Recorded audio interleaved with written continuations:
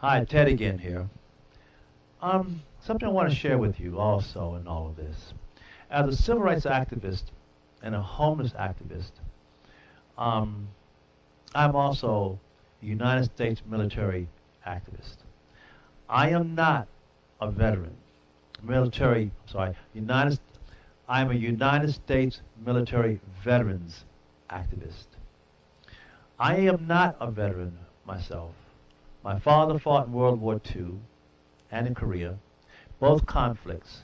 He took other men's lives in blood, and he shed his own blood, being wounded for our country and for the ideals that we live for or strive for. My brothers were in the military. I was not in the military for various reasons I don't need to go into detail with right now. However, Los Angeles is the capital of military veteran homeless military veterans. And I work with a gentleman in Los Angeles who was a veteran of the Vietnam War era by the name of Bob Rosebrock. And he's created a movement, an organization called the Old Veterans Guard. And what he and they are fighting for is a large piece of property in Brentwood, California, a suburb or a district of Los Angeles City proper.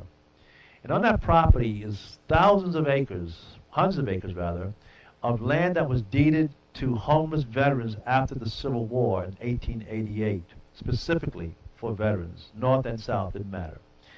And over the years, especially recently, the land has been being parceled out for commercial interests that has nothing to do with the veterans. And we have in Los Angeles, I've heard anyway, like 6,000 veterans who are homeless. We've all been hearing about how the VA mistreats our veterans. This is not good for our country. When I was, on the streets doing my actions of civil disobedience in Los Angeles, living on the sidewalk, etc., with homeless people, veterans were involved with me the whole time, and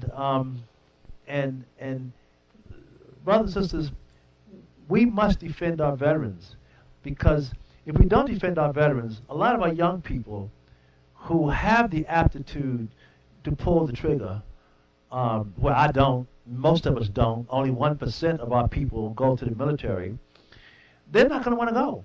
Because when they go and serve the country, and when they return from serving the country, they don't get the benefits. They end up in the streets homeless, mistreated, and long lines waiting to be treated at the medical centers. This is not right. And in other countries, they're not stupid. They know. They look.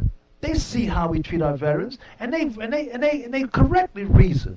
How can the United States tell us how we should treat our citizens when we see how the United States is treating their own citizens comparatively worse than we treat ours? Because you don't have to be that way. And especially the men and the women who come out here and fight us for you. And they go home to you and you treat them that way. Why should we respect you? And that's the mindset, folks. And that gets far to our enemies. One of the first things that we can do to push the enemy back is let the enemy know we care about our veterans, that we reward our veterans.